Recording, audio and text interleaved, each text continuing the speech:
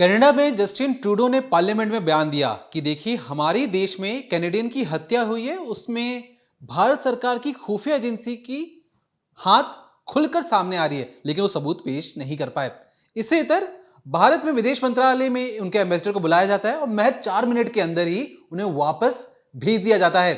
कैमरे में एम्बेसडर साहब बहुत गुस्से में दिखे और गाड़ी बंद कर जाते हुए नजर आए। एनआईए 43 लोगों की लिस्ट जारी करती है। इसमें खालिस्तानी समर्थक जो मोस्ट वांटेड लिस्ट में नाम भी थे और 43 अलग अलग लोगों के नाम भी थे। इसमें 32वें नंबर पर एक नाम था सुक्खा। याद रखिए, एनआईए ने 24 घंटे पहले लगभग एक लिस्ट जारी की थी जिसमें 43 आतंकियों के नाम थे, मोस्ट वांटेड, जो भारत विरोधी काम करते हैं उनके नाम थे। अब इसके बाद जो जस्टिन ट्रूडो हैं वो अब किस पे इल्जाम लगाएं, भारत सरकार पर या किसी और पर? लेकिन उससे पहले ही लॉरेंस गैंग पर्दे पर आता है और कहता है कि देखिए जो ये हत्या हुई है ये हमने की है। अब लॉरेंस गैंग इसलिए अहम हो जाता है क्योंकि हाल ही में बिश्नोई ने ये लाइन कही थी कि देखिए आप लोग मुझे गैंगस्टर समझते होंगे, आप लोग मुझे आतंकवादी समझते होंगे, लेकिन मैं एक सच्चा देशभक्त हूं, मैं अपने देश के लिए कुछ भी कर सकता हूं। तो क्या लॉरेंस बिश्नोई अपने देश के लिए वो खालिस्तानी समर्थकों को मार रहा है? ये बहुत बड़ा सवाल है। लेकिन उससे भी बड़ा सवाल कि ये जो खालिस्तानी है ये चाहते क्या है। तो आज डिकोडिंग क्राइम में हम आपको बताएंगे कि खालिस्तान का मतलब क्या है। खालिस्तान ने जो हाल ही में मैप बनाया था उसमें उसने भारत के कई राज्यों को खालिस्तान के अंदर दिखाया, लेकिन वो एक चीज भूल गया, वो था पाकिस्तान के हिस्से वाला पंजाब। जो सिखों के सबसे ताकतवर राजा थे यानी रंजीत सिंह, महाराजा रंजीत सिंह, उनकी राजधानी थी लाहौर पाकिस्तान में, उसको भूल गए खालिस्तानी। उन्हें भारत के हिस्सों का याद रहा कि हिमाचल को, राजस्थान को, दिल्ली को और खासकर पंजाब और हरियाणा को भी खालिस्तान माना जाए। लेकिन पंजाब जो पाकिस्तान में है, जो लाहौर है, जो उनके पहले गुरु है नानक साहेब, उनका जो गुरुद्वारा है वो तक मैप में नहीं है। तो खालिस्तानियों का असली मकसद क्या है और किस तरीके से पाकिस्तान की जो खुफिया एजेंसी है वो पैसे दे रही है। अब पैसे कैसे कैसे दे रही है, उनका प्लान क्या है? आईएसआई जो पाकिस्तान की खुफिया एजेंसी है, देखिए पाकिस्तान तो चाहता ही है कि भारत जिस तरीके से तरक्की कर रहा है उसके आगे ब्रेक लग सके, उसकी जो जनता जो इतनी तरक्की करी है, इतने अच्छे अच्छे काम कर रही है, पूरी दुनिया में उसे नीचा दिखाया जा सके। और कनाडा में जो हो रहा है ये पाकिस्तानियों के लिए है, जो आईएसआई है वहां की, उसके लिए सोने पर सुहागा की तरह काम कर रहा है। उन्हें लग रहा है कि उन्हें जिनका एक चिराग लग गया है जिसे जब चाहे तब इस्तेमाल कर सकते हैं। तो खुलकर जो पाकिस्तानी अपने देश में जो सिख और जो हिंदू रह रहे हैं उनकी फिक्र नहीं है, उन्हें खालिस्तानियों की फिक्र है। अब खालिस्तानियों को भी समझना पड़ेगा कि पाकिस्तानी उनके साथ किस तरीके से गेम कर रहे हैं कि वो मैप तक भूल गए। लेकिन जिस तरीके से हाइप बनाया जा रहा है कि देखिए खालिस्तान मांग रहे हैं, खालिस्तान की डिमांड हो रही है, ऐसा बिल्कुल भी नहीं है। खुद कनाडा में भी जो कई सारे सिख रहते हैं वो खालिस्तान से इत्तेफाक नहीं रखते हैं। लेकिन क्यों कनाडा में खालिस्तान इतना फल फूल रहा है, आज आपको हम अंदर तक डिटेल में बताएंगे। वो सारी चीजें जो आपने अब तक कहीं ना पढ़ी होगी ना सुनी होगी, ये फुल इन्वेस्टिगेशन है जो आज हम आप तक लेकर आए हैं। तो ध्यान से इस वीडियो के अंत तक बने रहेगा, क्योंकि जो जो चीजें अब हम आपको बताने वाले हैं, आप किसी को भी ये चीजें जाके बताएंगे तो आपको पता लगेगा कि खालिस्तानी सिर्फ एक छलावा है, ये एक ढकोसलेबाजी है जो पाकिस्तान पैसों की बदौलत कर रहा है। तो चलिए अब शुरुआत करते हैं कि किस तरीके से खालिस्तानी और जो गोल्डी बराड़ और जो बिश्नोई हैं ये किस तरीके से इस पिक्चर में सामने आते हैं अचानक से। एनआईए ने जो लोगों की लिस्ट जारी की थी जो खालिस्तानी आतंकियों की, वो मैं आपको बताती हूँ। सबसे पहले सुखदूल सिंह उर्फ सुक्खा, गुरदीप सिंह उर्फ बाबा दल्ला, सतवीर सिंह वारिंग उर्फ सैम, स्नोवर ढिल्लन, रखबीर सिंह उर्फ लांडा, अर्शदीप सिंह उर्फ अर्श डल्ला, चरणजीत सिंह, रमनदीप सिंह और रमन जज गगनदीप सिंह। ये सारे वो नाम हैं जो एनआईए के रडार पर थे। उन्होंने ये लिस्ट जारी की कि ये खालिस्तानी आतंकी हैं, कनाडा में बैठकर भारत के खिलाफ गतिविधियां कर रहे हैं, भारत के खिलाफ अपना एजेंडा चला रहे हैं। और तो और अब जैसे कि इस पूरे डिकोडिंग क्राइम में जो हमारा एक अहम सवाल है, एक अहम खोज है कि आखिर कनाडा ही इतना फेवरेट क्यों है। जो जितने भी गैंगस्टर हैं, या जैसे गोल्डी बराड़ को ले लीजिए, कनाडा में छिपा हुआ है। साथ ही साथ खालिस्तानी आतंकी कनाडा में ही जाकर क्यों बस जाते हैं, वो कनाडा में जाकर शरण क्यों लेते हैं, तो कौन है उन्हें जो शय दे रहा है। अगर आपको इस बात पर डाउट हो तो मैं आपको एक आंकड़ा पेश करती हूँ कि क्यों हम ये बार बार बोल रहे हैं, या जो इन्वेस्टिगेशन की जा रही है उसमें बार बार आ रहा है कि कनाडा ही जो है वो खालिस्तानियों को शरण दे रहा है। आप इस बात से समझिए कि देखिए, जो गैंगस्टर हैं, जो खालिस्तानी हैं, उनका सबसे फेवरेट जो ठिकाना है वो है मलेशिया, हांगकांग और ऑस्ट्रेलिया, लेकिन उनमें सबसे टॉप पर आता है कनाडा। मलेशिया में जैसे छोटा राजन था, पुराने जो अंडरवर्ल्ड डॉन थे, ये सब मलेशिया जाकर छिपते थे। गैंगस्टर्स हैं वो हांगकांग में छिप रहे हैं, ऑस्ट्रेलिया में छिप रहे हैं, साथ ही साथ कनाडा में छिप रहे हैं। लेकिन जितने खालिस्तानी आतंकी हैं उन्हें अगर कोई पनाह दे रहा है तो कनाडा। अब इसके लिए भी मैं आपको एक लिस्ट बताती हूँ, जो आप जानेंगे तो आपको भी समझ में आएगा कि हम बार बार ये क्यों कह रहे हैं कि कनाडा ही उनका फेवरेट है। दरअसल इस वक्त 9 से ज़्यादा खालिस्तानी जो आतंकी हैं, जो गैंगस्टर हैं, वो कनाडा में छिपे हुए हैं। रिंकू बेहला कनाडा में छिपा है, रमन जज कनाडा में है, गगनदीप भी कनाडा में है। ये पंजाब में माफ़ करिएगा, अपना वसूली रैकेट चलाता था। साथ ही साथ विक्की बराड़ ये यूएई में है, दीप नवाशिया कनाडा में है, रोहित गोदारा राजस्थान का रहने वाला है, ये इस वक्त यूरोप में छिपा हुआ है। लक्की पटियाला आर्मेनिया में है। सचिन थापन पंजाबी गायक जिसने सिद्धू मूसेवाला की हत्या में शामिल था, वो अजरबैजान में है। जगजीत सिंह जो है वो मलेशिया में है। लाली धारीवाल मलेशिया में है। रिंदा एक है जो ड्रग्स तस्करी करता है, जिसने आईएसआई में भी शरण ली थी, वो भी इस वक्त पाकिस्तान में छिपा हुआ है। साथ ही साथ मनप्रीत सिंह है, अर्श डल्ला है जो फिलीपींस में है, जंटा नाम का एक खालिस्तानी आतंकी वो ऑस्ट्रेलिया में है, हैरी चड्डा जो वसूली का काम करता था वो जर्मनी में है। अब इन सब में जितने जो बहुत ज़्यादा बड़े खालिस्तानी आतंकी हैं, जहाँ से खालिस्तानी एक्टिवेट हो रहे हैं, जहाँ से वो काम कर रहे हैं, वो है कनाडा।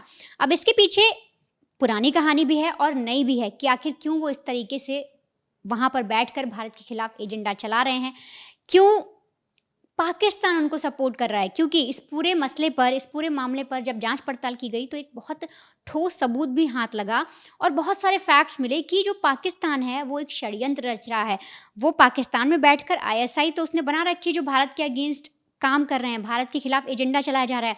आतंकवादी सारे पाकिस्तान में घुसे हुए हैं। साथ ही साथ कनाडा में भी उसने अपनी एक पैठ बना रखी है। कनाडा में वो खालिस्तानियों को शय दे रहा है, उनको बहुत सारी ऐसी चीज़ें प्रोवाइड करा रहा है जिसके ज़रिए वो भारत के खिलाफ एजेंडा चला रहे हैं।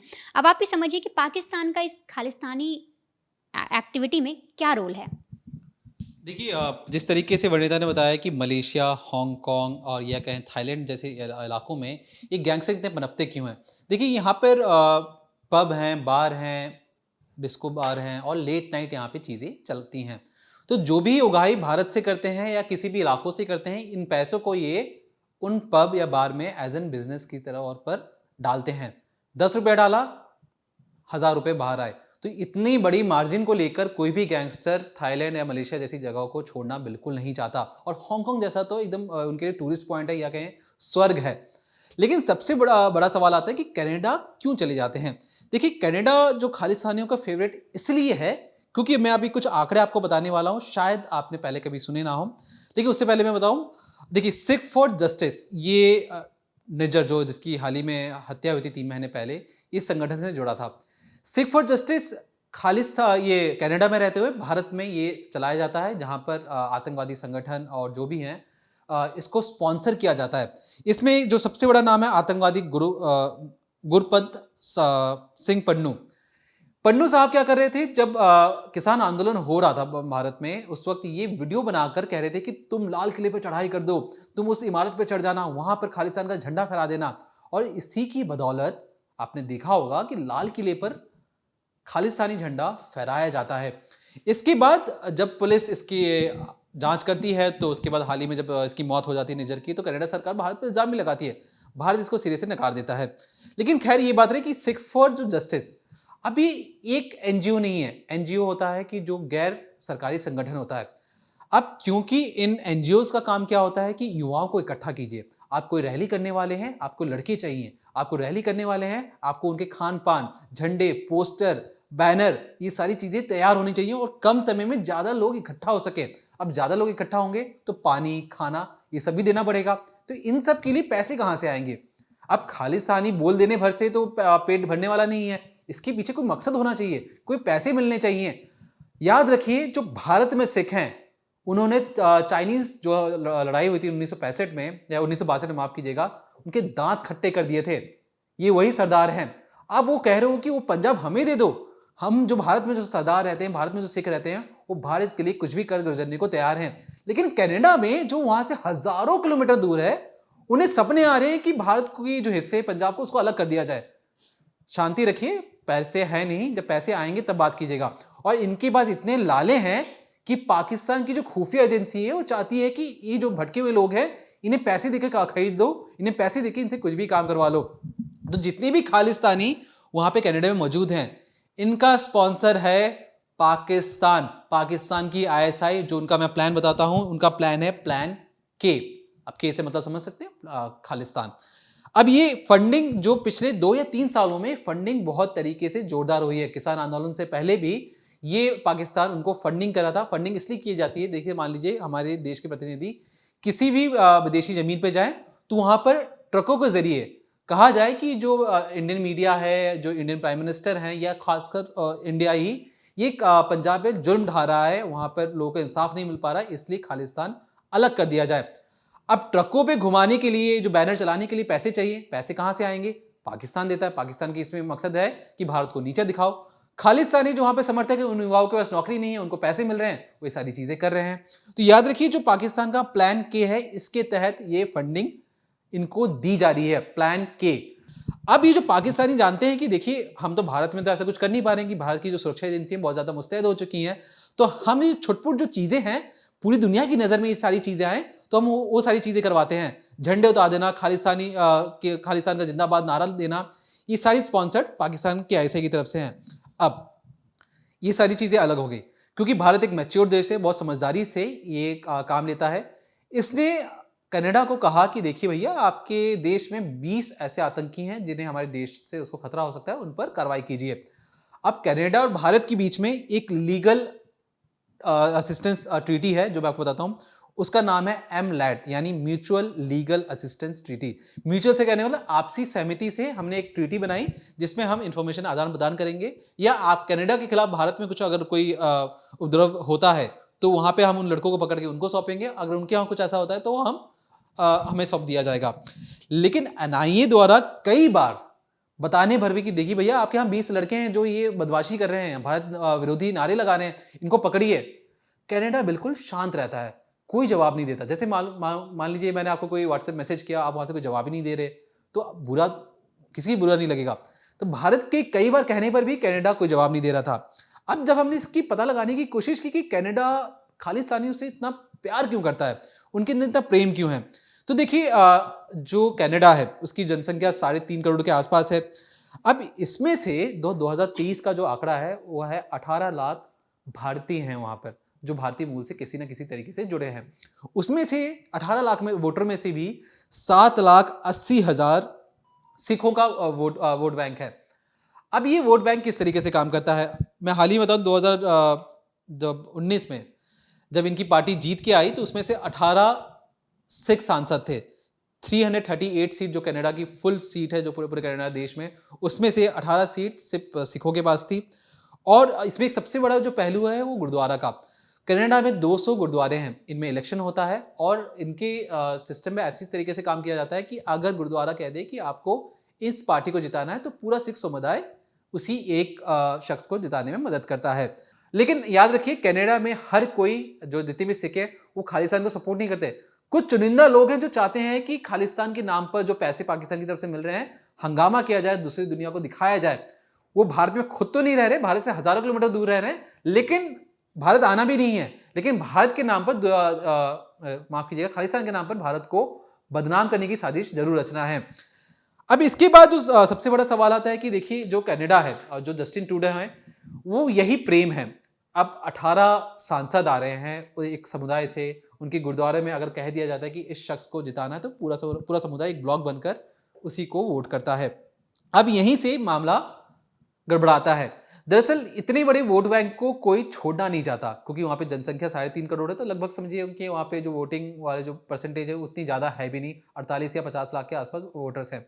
उसमें से 7,80,000 वोटर्स सिख हैं। तो ये बिल्कुल भी नहीं चाहते कि इन्हें नाराज किया जाए। अगर आप इन्हें नाराज कर देंगे तो फिर शायद आपको वोट बैंक में असर पड़ेगा और आपकी पार्टी हार भी सकती है। एक चीज़ और कि देखिए जो इनके हाल ही में जो जस्टिन ट्रूडो हैं उनकी पार्टी को सपोर्ट कर रही हैं 2022 के बाद से, मार्च 2022 के बाद से उनकी पार्टी को सपोर्ट कर रही है न्यू डेमोक्रेटिक पार्टी नाम की एक पार्टी है। उनके समर्थन से उनके देखिए फुल मेजोरिटी नहीं है जस्टिन ट्रूडो के पास, कई सारी पार्टीज मिलकर उन्हें सपोर्ट कर रही हैं। तो इसी में न्यू डेमोक्रेटिक पार्टी है जिसके जो लीडर है जगमीत सिंह हैं। अब जो जगमीत सिंह है और जो न्यू डेमोक्रेटिक पार्टी है ये खालिस्तान को सपोर्ट करती हैं। अब वही पार्टी जस्टिन ट्रूडो को सपोर्ट कर रही है और यही वजह है कि जस्टिन ट्रूडो खुलकर कह रहे हैं कि भारत का नाम इसमें शामिल है। भारत ने ही खालिस्तानी समर्थक जो हैं या कहें जो टेररिस्ट है या जो उनके हिसाब से जो कैनेडियन सिटीजन है जो बिल्कुल भोला भाला है उसे मरवाया गया है। लेकिन यहां पे सबसे बड़ी बात कि कनाडा ने भी खालिस्तान को आतंकी संगठन मांगा था, लेकिन मामला 4 दिन चला लेकिन बिल्कुल पलट गया। वो कैसे पलटा, चलिए अब आपको वो भी बताते हैं। देखिए, एक कैनेडियन पत्रकार हैं जिनका नाम है टेरी मिलेविस्की।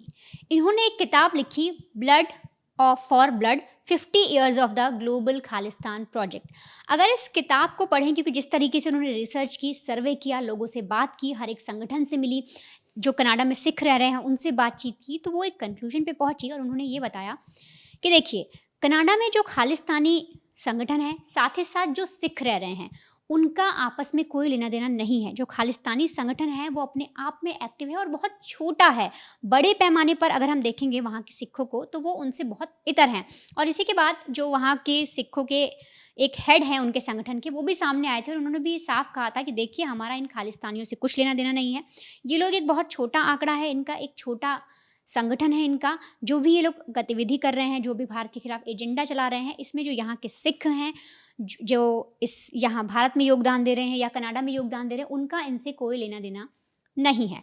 अब इन सब चीज़ों पे जो ट्रूडो हैं वो क्यों घिरते जा रहे हैं, ट्रूडो को इतने पसंद क्यों आ रहे हैं, खालिस्तानी क्यों फेवरेट होते जा रहे हैं, तो इसके लिए दरअसल साल 2018 में जब कनाडा ने वहाँ पर हुई आतंकवादी गतिविधियों पर एक डेटा बनाया, एक रिपोर्ट पेश की, तो उसमें कई सारी जो संगठन हैं उनके नाम सामने आए, लेकिन सबसे जो टॉप पर था वो था खालिस्तान, यानी खालिस्तानी संगठन। अब उन्हें यही रिपोर्ट पेश करनी थी आगे, लेकिन उससे पहले जो ट्रूडो हैं उनकी लिबरल पार्टी को धमकियां मिलने लगी। प्रधानमंत्री ट्रूडो के खिलाफ धमकी मिलने लगी। जो खालिस्तानी आतंकी हैं वो उन्हें बार बार धमकाने लगे कि अगर आप ऐसा करेंगे तो हर साल जो वैशाखी की रैली होती है उसमें आप नहीं आएंगे, और आएंगे तो फिर आपके साथ कुछ गलत हो जाएगा। मतलब इस तरीके की बहुत सारी धमकी प्रधानमंत्री ट्रूडो के लिए दी गई। अब उनकी जो लिबरल पार्टी है वो डर गई। अब वो इस कदर डरे, वो प्रधानमंत्री हैं लेकिन वो पार्टी जो अपने प्रधानमंत्री के लिए सोच रही थी, या जो ट्रूडो हैं वो इस कदर डरे कि उन्होंने जो उन्हें रिपोर्ट पेश करनी थी उसमें बताना था कि देखिए ये है, खालिस्तान आतंकी है, प्लस ये है, प्लस ये है, जितने उन्हें नाम लेने थे उन्होंने लिस्ट से खालिस्तान जो संगठन है उसका नाम ही हटा दिया। उन्होंने अपनी जो रिपोर्ट पेश की उसके अंदर खालिस्तान का जिक्र तक नहीं किया। एक बार भी नहीं बोला कि जो खालिस्तानी हैं वो कनाडा में रहकर भारत के खिलाफ एजेंडा चला रहे हैं। साथ ही साथ जो आतंकवादी गतिविधियां घट रही हैं कनाडा से या कनाडा के अंदर, वो उसमें खालिस्तानियों का कोई हाथ है, ये कहने से उन्होंने साफ तौर पर इनकार कर दिया। अब ट्रूडो का प्रेम, या यूँ कहें कि ट्रूडो कितना इतना क्यों उन लोगों के प्रति बातचीत कर रहे हैं या उनके सपोर्ट में बोल रहे हैं, इसको आप इस बात से भी समझिए कि जब वो भारत आते हैं तो किसी खालिस्तानी जो नेता है उसको डिनर का बोल देते हैं कि चलिए आप मेरे साथ डिनर करिए, उनसे हाथ वगैरह मिलाते हैं। क्योंकि ये भी माना जाता है, जैसे दीपक ने बताया, कि वोट का जो डर है वो सबको सताता है, क्योंकि उनको प्रधानमंत्री बनना है। तो वो इसलिए डर रहे हैं कि अगर मैं इनके अगेंस्ट हो जाऊंगा या मेरी पार्टी इनके अगेंस्ट रहेगी तो मुझे आने वाले वक्त में वोट नहीं मिलेगा या मैं एक लीडर नहीं रह जाऊंगा। बड़े पैमाने पर अगर वो सोचकर ये चल रहे हैं तो उन्हें यही चीज़ सामने आ रही है ट्रूडो की, कि उन्हें बार बार यही लग रहा है कि अगर मैंने एक बार भी खालिस्तान का सपोर्ट नहीं किया या मैं उनके अगेंस्ट हो गया, या जिस तरीके से जो रिपोर्ट सामने आई थी अगर वो सीधी तौर पर रख देते कि हाँ देखिए भाई, जो खालिस्तानी संगठन है वो सबसे बड़ा आतंकी संगठन है, कनाडा में रह रहा है और भारत के खिलाफ एजेंडा चला रहा है, लेकिन उनको डर सता रहा है कि अगर वो ऐसा करेंगे तो जितनी वहाँ पर पार्टियां हैं उनमें खलबली मच जाएगी, वोट बैंक उनका कमज़ोर हो जाएगा। अब एक चीज़ मैं और आपको बताती हूँ कि ट्रूडो के जो कहे ना अफेक्शन बोल लो, या आप ये कह लीजिए कि वो डर में कर रहे हैं। डर में कैसे कहेंगे, अगर मैं अभी आपको एक रिपोर्ट बता रही हूँ, एक बात बताती हूँ, उसके बाद आप खुद आकलन करिएगा कि ट्रूडो डरे हुए हैं या किस वजह से वो बार बार खालिस्तानियों का सपोर्ट कर रहे हैं। दरअसल फरवरी 2019 में टोरंटो में वर्ल्ड सिख ऑर्गेनाइजेशन का एक सम्मेलन हुआ, जिस सम्मेलन में रखा गया कि सिख जस्टिस यानी सिख के जस्टिस की डिमांड की जाएगी। वहाँ पर एक मैप पेश किया गया खालिस्तान का। ये दिखाया गया कि देखिए ये खालिस्तान का मैप है, इंडिया हमें ठीक से रहने नहीं दे रहा है, इंडिया हमारे साथ गलत कर रहा है। अब उस मैप के अंदर जो उत्तर भारत है ना, उसके कई सारे जो राज्य हैं वो सम्मिलित थे। खालिस्तान में उन्होंने दिल्ली भी दिखा रखा है, पंजाब दिखा रखा है, हरियाणा दिखा रखा है, हिमाचल प्रदेश दिखा रखा है। तो उत्तर भारत का जो एरिया है वो सारा खालिस्तानियों ने अपने मैप में दिखा रखा था। अब उसी मैप में जो पाकिस्तान है, पाकिस्तान का जो लाहौर है, जहाँ पर जो उनके राजा हैं सिखों के रंजीत सिंह, वो एरिया नहीं है। साथ ही साथ जो उनके गुरु नानक देव जी हैं, उनका गुरुद्वारा वहाँ पर आता है, वो भी उस नक्शे में नहीं है। और इसके खिलाफ भी किसी ने कोई आवाज़ नहीं उठाई, कोई कुछ बोला भी नहीं, क्योंकि अगर पाकिस्तान का इसमें हाथ ना होता, पाकिस्तान षड्यंत्र ना रच रहा होता, या कनाडा के जो मंत्री हैं, जो बड़ी पार्टीज़ हैं, वो इन्हें फेवर ना कर रही होती, तो ये जो मैप है ये उसी वक्त खंडित कर दिया जाता, उसी वक्त इससे इनकार कर दिया जाता, मना कर दिया जाता। क्योंकि अगर जो खालिस्तानी हैं, अगर वो मैप पेश करते हैं और उसमें वो उत्तर भारत के जो राज्य दिखा रहे हैं, तो पाकिस्तान के वो राज्य उसमें क्यों नहीं आते? क्योंकि वो तो आपके लिए और इम्पॉर्टेंट होने चाहिए।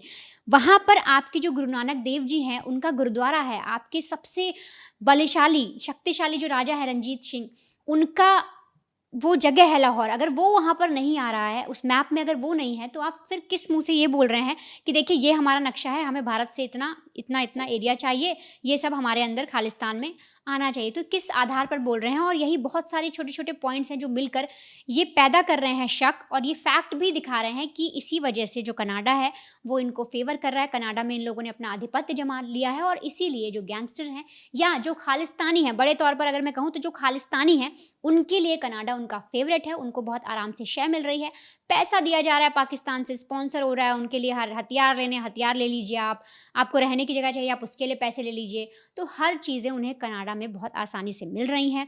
इसी वजह से जो कनाडा है उनके लिए बहुत ख़ास हो गया है। वो लोग कनाडा में रहकर भारत के खिलाफ एजेंडा चलाना बहुत आसान समझते हैं। अब देखिए जो कनाडा है, जिस तरीके से वनिता ने बताया, एक तो खुद पाकिस्तान के पास पैसे हैं नहीं खाने को, स्पॉन्सर करता है टेररिज्म, स्पॉन्सर करता है भारत विरोधी सारे काम। जलन ऐसी है कि भैया भारत कैसे आगे निकल गया? भारत इतना ज्यादा आगे निकल गया कि पाकिस्तान चाहकर भी अब कुछ कर नहीं पा रहा है। खालिस्तानियों से मेरा एक सवाल है, आप दोहरा मापदंड छोड़ दीजिए। आपने Maharaja Ranjit Singh, one of the greatest leader हैं हिंदुस्तान के भी और पंजाब के खास तौर पर। कहा जाता था कि जब ये निकलते थे तो एक कहावत है, इतिहास की कहावत है कि जब ये निकलते थे तो औरतों बच्चों को छोड़ देते थे, और जितने भी वहां पे मर्द होते थे उन्हें हटा दिया जाता था, ये मार दिया जाता था। इसी वजह से, इसी डर की वजह से अफगानिस्तान या जितने भी ऊपर वाले इलाके हैं, लोगों ने वहां पर पठानी सूट पहनना शुरू कर दिया। महाराजा रंजीत सिंह का डर ऐसा था। लाहौर उनकी राजधानी थी।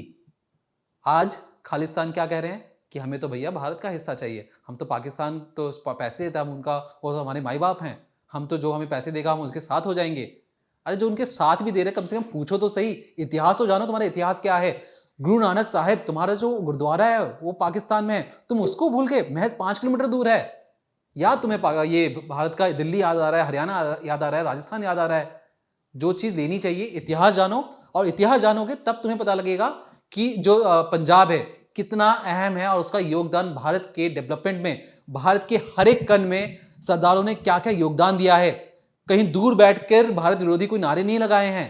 याद रखिएगा, अगर आपको इतिहास पता हो तो ये तब जाकर खालिस्तान जो चीजें हैं पता लगेगा कि कोई खालिस्तान सिर्फ एक भ्रम है, एक हवा है जो एक झोंके में उड़ जाएगी। याद रखिएगा। और जो कनाडा है, कनाडा की बात इसलिए अहम हो जाती है, कनाडा देखिए एक समय में बहुत अमीर देश था, ये एलिट क्लास मानते थे अपने आप को, लेकिन अब Bharat one of the 5 largest economy है, और आने वाले सालों में ये अपने आप को टॉप 3 पे लेके जाएगा।